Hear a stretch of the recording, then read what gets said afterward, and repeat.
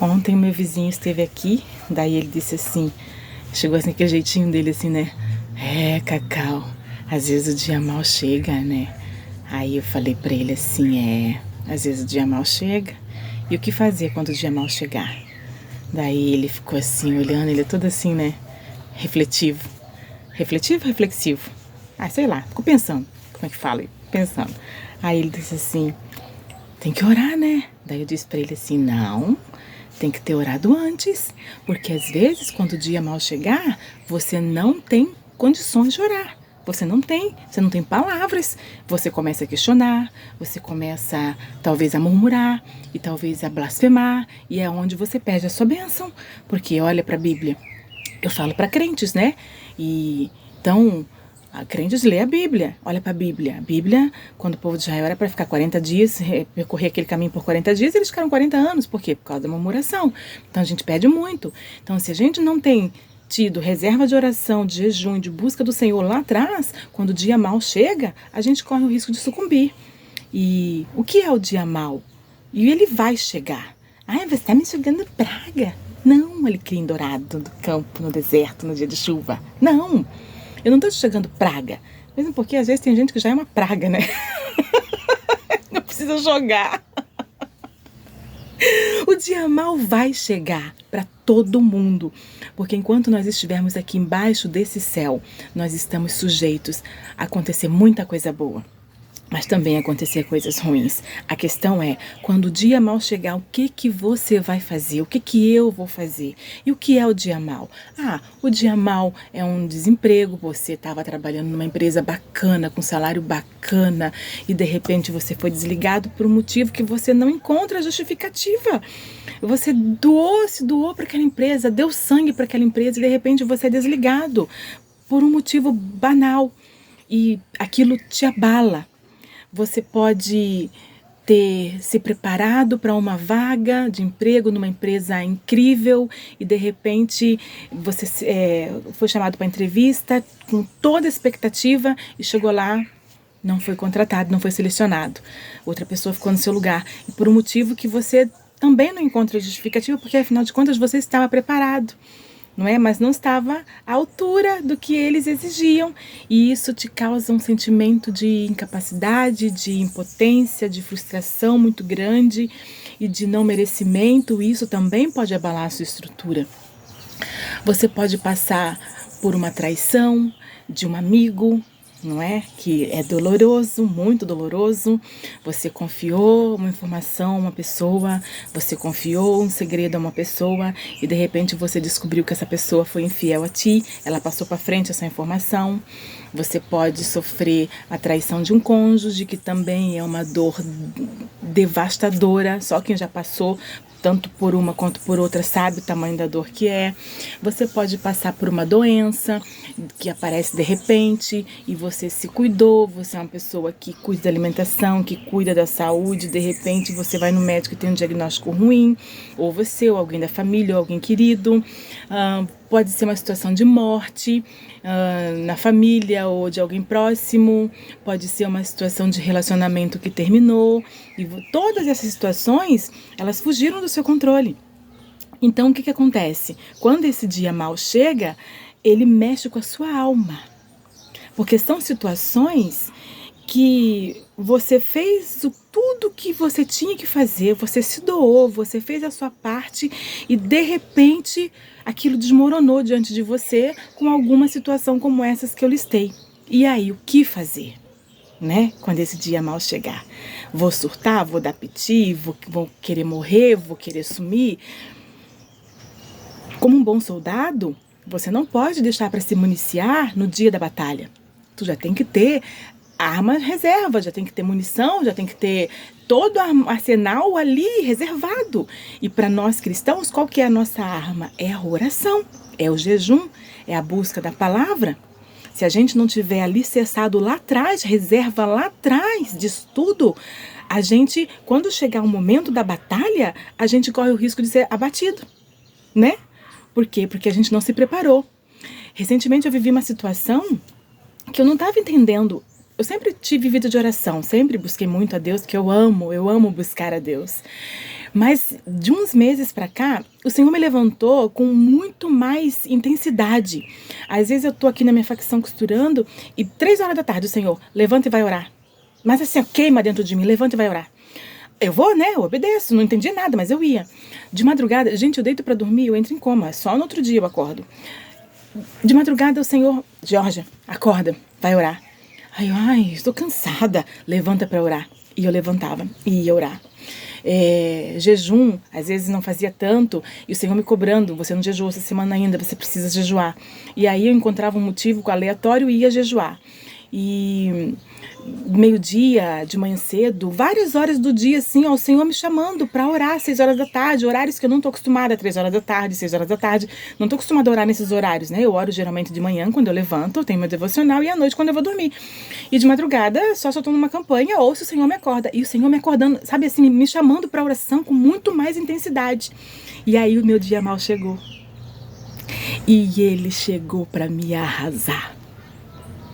Se eu não tivesse tido reserva de oração e de jejum, de busca da palavra, eu teria sucumbido.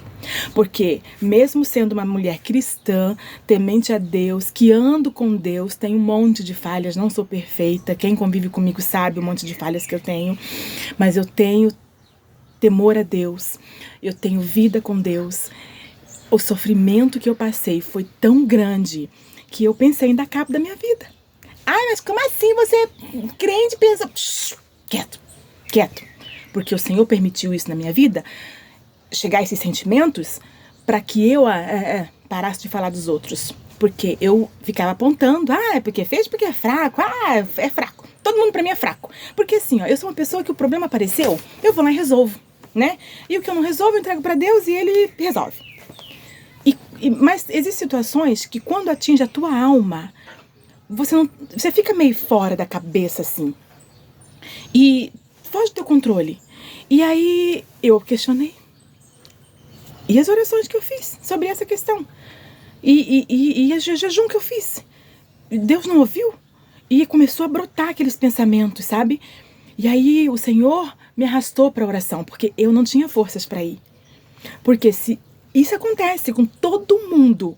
Se você orou antes e de repente você se vê naquela situação, como assim? Como assim eu tô passando por isso agora? Se eu tenho vida de santidade, se eu tenho vida de busca de Deus, se eu faço o que manda a palavra, como assim eu tô passando por isso? E aí o Senhor vem amorosamente e te ministra. É por isso. Só que às vezes Ele não responde. Ele não fala nada. E Deus, no alto da sua soberania, Ele tem todo o poder e todo o direito de não falar nada se Ele não quiser. E aí, o que fazer quando você orou, quando você jejuou, quando você buscou e chega o dia mal, você está preparado, você não vai sucumbir ao sofrimento, mas você pensa, cadê Deus? Que é o meu suporte. Deus é quem eu recorro, quem eu recorri, cadê Ele? E Ele está em silêncio. E como lidar com o silêncio de Deus nessa hora? E aí, queridos, se você não se preparou lá atrás, o diabo vai encontrar campo para minar a sua fé. E para um cristão não existe nada pior do que ter a fé minada. Porque tudo que a gente tem é a fé. Porque a gente é meio doido da cabeça, né? A gente acredita num livro que foi escrito por gente que você nem conhece, não sabe quem que é, né? Um livro da capa preta, como dizem. Hoje tem várias capas, mas até uns anos atrás era só a capa preta, a Bíblia. A gente acredita em um Deus que a gente nunca viu, mas a gente sente Ele. E qualquer cristão que tem uma vida mínima com Deus, ele já sentiu a presença de Deus alguma vez na vida. E é isso que faz com que ele fique na presença de Deus. E esse sofrimento que eu passei, eu me internei. E assim, é tão difícil eu sofrer, porque eu não sofro com nada. Acontece alguma coisa, eu li Poliana quando eu era adolescente. Então eu encontro em tudo motivo para ficar contente. Realmente, eu busco motivo para ficar contente. E quando vem uma tristeza para minha vida, eu permito ela entrar, porque é tão raro que eu permito. Eu falei, eu vou ficar aqui, eu vou curtir essa dor, né? Eu vou curtir essa dor aqui, mas eu vou dar prazo para ela. Ela vai ter que passar. E teve dias que eu não queria sair da cama, eu não queria ver ninguém, eu não queria falar com ninguém. E não queria falar nem com Deus. Nem com Deus. Eu cheguei a ficar com raiva de Deus, porque falei, eu orei, né? Eu busquei, por que está acontecendo isso? E quando o Senhor viu que eu estava me entregando, Ele veio e me ministrou e me colocou de pé novamente. E assim, ó, eu não sei explicar como que aconteceu, mas o Senhor me levantou com a mão forte dele. Ele simplesmente me pegou assim, ó, e pá, me colocou de pé. E a paz do Senhor, que excede todo entendimento, é isso. A gente só entende o que significa isso quando a gente está no olho do furacão e vem aquela paz que você literalmente não entende. Então, assim, a importância da gente ter se preparado antes faz com que a gente não define durante o processo do sofrimento, porque muitas vezes, diante disso tudo que eu listei, dependendo da tua personalidade, por exemplo, se tu és uma pessoa melancólica que vê fracasso em tudo, que vê derrota em tudo, que vê a possibilidade de tudo dar errado, você se vê diante de um problema como esse, a chance é muito maior. Eu não conheço, tá? Uma pessoa que seja mais positiva do que eu. Eu encontro em tudo um motivo para ficar contente. Eu dou glória a Deus por tudo. Se tá chovendo, eu tô feliz. Se tem sol, eu tô feliz. Às vezes eu dou uma reclamadinha, mas eu evito reclamar. Sou muito grata por tudo. Eu sou super de bem com a vida. Super de bem com a vida. E mesmo assim, eu me vi dentro de um abatimento emocional e espiritual que eu achei que eu fosse morrer. Então, se eu não tivesse tido reserva lá atrás, eu teria sido sucumbida pelo sofrimento. E além de você ter esse preparo de oração e de jejum, quando acontece a situação que o Senhor vem e te coloca de pé, você continua no processo, mas você tem paz. Porque eu não saí desse processo ainda, eu ainda estou nesse processo. Mas eu tenho uma paz que pra mim tanto faz como tanto fez, sabe? Doeu, porque mexeu com a minha alma, mexeu com a minha estrutura, era uma coisa que eu queria muito, que eu busquei muito, e de repente eu vi aquele muro desmoronar diante dos meus olhos e eu tinha tido uma base sólida. E de repente aquele muro desmoronou diante de mim. Eu me senti de tudo, um fracasso, como mulher, como pessoa, como crente, como tudo. Eu fui no fundo do poço, mas o Senhor foi comigo. O Senhor me tirou de lá e o Senhor tem me reerguido. E o melhor de tudo isso é que durante esse processo o Senhor me trouxe para perto dele com muito mais intensidade do que antes. Teve uma vez que eu cheguei a orar, falei, ai, tá tão bom essa aproximação com o Senhor, que eu não quero que o Senhor me tire dessa luta, não. Porque tá muito bom. Que loucura isso, né? Ai, eu quero continuar nessa luta, porque essa luta tá me colocando perto do Senhor. E claro, isso foi um dia, né? No outro dia eu já tava lá querendo morrer de novo, sabe? Aquela oscilação, aqueles altos e baixos, assim, que eu não sabia lidar muito bem com aquilo. E é isso que eu queria compartilhar com vocês. Não deixe de ter vida de oração, não deixe de ter vida de jejum, não deixe de ter vida de santidade, porque é importante. Eu vivi uma situação há anos atrás em que eu também orei, que eu também jejuei, mas eu estava em pecado. E na minha cabeça, chapada, eu acho que, não sei o que passou pela minha cabeça, que Deus ia ouvir minha oração. Se a Bíblia diz que nossos pecados fazem separação entre nós e nosso Deus para que Ele não nos ouça. E eu estava buscando por uma situação, eu jejuava, eu orava, e o Senhor não me atendeu. E eu entrei em crise espiritual. Como assim? Né? Porque a oração não é a chave da vitória, o jejum não é a maior de todas as armas. Como assim o Senhor não me atendeu?